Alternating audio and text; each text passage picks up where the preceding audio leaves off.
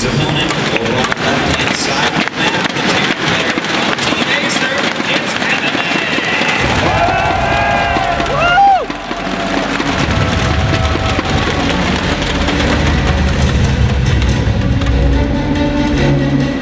MMA in the past has been well known for his Terran versus Zerg, his multiple medevac drops, his highlighted aggression, and he really needs to rely on that here today. But we haven't seen a lot of Terran versus Zerg from MMA in recent times here. It's been a lot of Terran versus Terran, it's been a lot of Terran versus Protoss. That is kind of something we've seen quite a bit of this year. You know, Terrans have really made a big resurgence. MMA of being at the forefront of that at this point.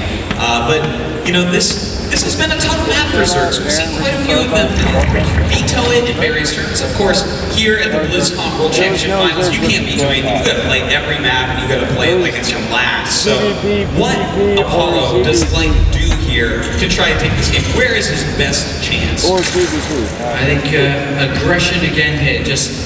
I think that MMA Protoss is very, very emotionally invested into winning BlizzCon, and he wants it more than anything else.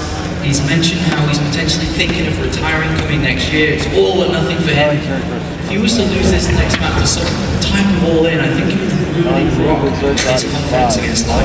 I have to agree with you there.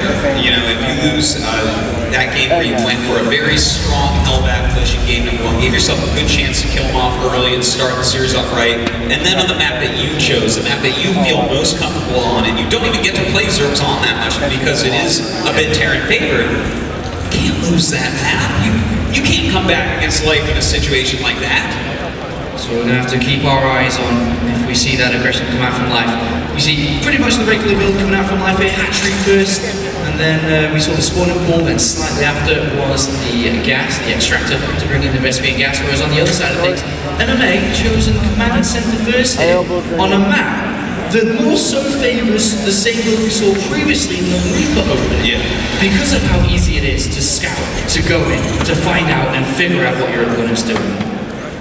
Why do you think that is? Well, Apollo, I have to say, I think that these two, these are very seasoned tournament veterans. Okay, these guys travel all around the world. They both won countless titles. They both just play at the absolute maximum level of this game. And I think that this finals here at BlizzCon is a battle of wills. This is a bunch of mind games.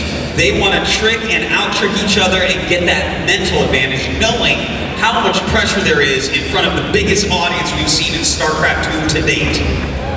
Texas, you know how to play a crowd.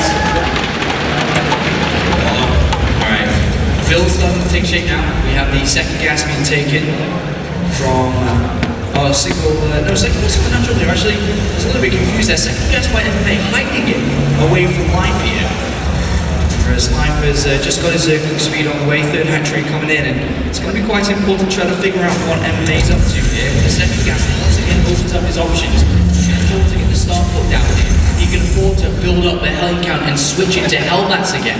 He could go into Banshee play. There's multiple different choices he can make. Yeah, there's quite a few possibilities here. What would you prefer on a map like Catalina? Do you want to see the heavy Banshee, Hellion harassment, or would you prefer that he goes for another push like we saw in the last? I think Hellion Banshee can be quite good, but by the looks of it, I think he's already chosen my answer for me. It's going to be potentially very similar here to what we saw previously. Both are kind of good. I do like aggression coming out from MMA. The second to third base is quite far away from each other. It's not as easy to creep spread. There's chances to either use the Banshees in the main base, in the airspace. There are chances here from MMA to get damage though, for sure. We have a medevac on the way. A couple Widow Mines being produced right now. Something we definitely have seen on this map in the past. Can be used very effectively to pressure and sometimes even in medevac drops. Yeah, and that's what we're going to see here. But Life is trying to figure out what's going on. He's got a overlord moving in, but he switches back. He sees the tech lab and STEM being researched. And he's going to see the factory moving over. The Widow Mines just down that route. Oh, he needs to hide those Widow Mines. You don't want to show those Widow Mines. Okay. He may have just missed it, but he saw the starport. And it's going to start to wonder what's going on. He's added on a bit in this very early and started Zergling production. Life smells what MMA is up to. MMA bringing over this medevac right now with a couple of Widow Mines. No detection right now for Life, so that could turn into being a big deal. Yeah, he cannot let these land. Absolutely cannot let these land.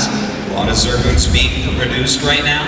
He doesn't have any extra creep spread in his main base. The Hellion's going to try to maybe draw attention, but the medevac not being able to get anything off so far. This is a lot of Zerglings that Life is building here. It's almost more than you need to defend.